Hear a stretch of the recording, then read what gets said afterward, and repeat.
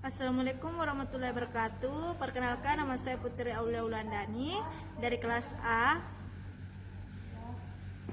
Yang pertama yaitu rancangan organisasi. Pengertiannya dengan struktur yang sederhana ditandai oleh departmentation yang sedikit, span of control yang lebar, kewenangan yang dipegang terpusat pada satu orang, dan formula sedikit.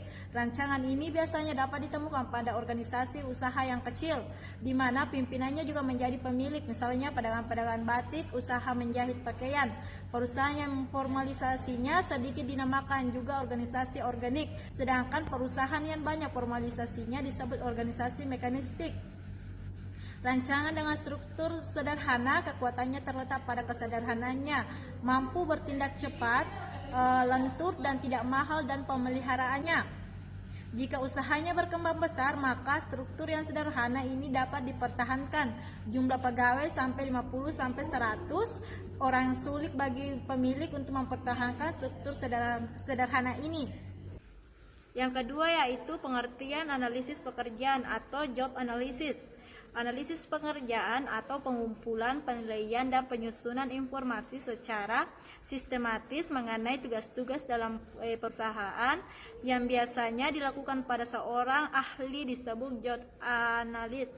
Informasi yang dikumpulkan secara lebih rinci meliputi tugas-tugas, tanggung jawab, kemampuan manusia. Adapun tujuan dari analisis pekerjaan yaitu SDM yang handal, nyaman dan dalam bekerja, bermartabat dan berkeadilan. Yang kedua yaitu perekrutan. Rekrutmen adalah proses menarik, screening, dan memiliki orang yang memenuhi syarat dalam pekerjaan. Semua perusahaan dalam industri apapun bisa mendapatkan keuntungan dari kontingensi atau mempertahankan perekrut profesional atau proses ahli daya untuk agen perekrutan. Tujuan dari rekrutmen digunakan untuk memperoleh dan menyediakan sejumlah tenaga kerja yang memenuhi kualifikasi dari persyaratan untuk kebutuhan seleksi. Dengan tersedianya calon tenaga kerja, selanjutnya adalah pemilih tenaga kerja yang sudah direkrut melalui proses seleksi. Yang ketiga yaitu seleksi atau selection, adalah proses untuk memilih pelamar untuk dijadikan karyawan dan menempatkannya mereka pada posisi yang dibutuhkan oleh organisasi. Dengan kata lain, seleksi adalah suatu proses pencocokan kebutuhan dan persyaratan organisasi terhadap keterampilan dan kualifikasi para pelamar kerja. Yang keempat yaitu pengenalan. Pengenalan merupakan kegiatan yang dilaksanakan dengan maksud untuk memperkenalkan tenaga kerja baru dengan tenaga kerja lama. Dan perkenalan merupakan suatu proses untuk mengetahui dan mengenalkan tempatnya dalam loyalitas hubungan pekerjaan, ruang lingkup sekolah, dan berbagai macam kebijakan sekolah yang harus ditaati oleh tenaga kerja baru. Pengenalan adalah memperkenalkan para tenaga kependidikan dengan peranan dan kedudukan mereka dalam organisasi pada tenaga kependidikan yang lainnya.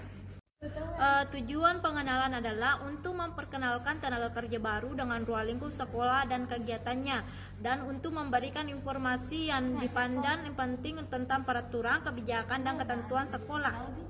Yang kelima yaitu penempatan. Penempatan adalah proses kegiatan yang dilaksanakan pemimpin untuk kepala sekolah dalam suatu lembaga sekolah untuk menentukan lokasi dan posisi seseorang pegawai dalam melaksanakan pekerjaannya, dan pemberhentian tugas dan pekerjaan pada pegawai baru yang telah lulus dalam seleksi untuk dilaksanakan secara kontinu, dan wewenang serta tanggung jawab yang melekat seperti porsi dan komposisi yang tetap serta mampu mempertanggungjawabkan segala risiko yang mungkin dijadikan atas tugas dan pekerjaan, wewenang dan tanggung jawab tersebut. Manfaat dari pengenalan. Manfaat dari pengenalan adalah kebanyakan berkisar tentang berkurangnya kecemasan tenaga kependidikan baru. Dengan kecemasan yang berkurang, para tenaga kependidikan dapat belajar lebih baik, pengeburan masalah oleh teman sekerja atau kritikan dari pemimpin dapat diatasi karena kependidikan yang dapat mengikuti perkenalan dengan baik mempunyai harapan yang lebih baik. Hasilnya adalah bahwa perhatian lebih kecil dari pemimpin dan teman sekerja, kinerjanya lebih baik dan lebih kecil kemungkinan untuk berhenti. Menurut Profesor Dr. Suikijo Notomojo, sumber daya manusia adalah suatu proses perencanaan, pendidikan dan pelatihan serta pengolahan tenaga kerja atau karyawan untuk mencapai hasil yang optimal baik berupa jasa, benda maupun uang.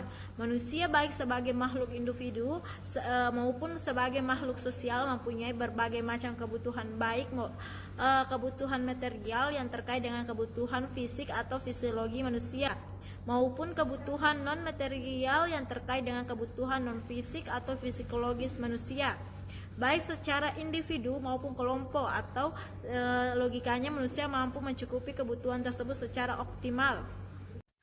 Menurut Noto Mojo, sumber daya manusia adalah meningkatkan kontribusi sumber daya manusia atau karyawan terhadap organisasi dalam rangka mencapai produktivitas organisasi yang bersangkutan.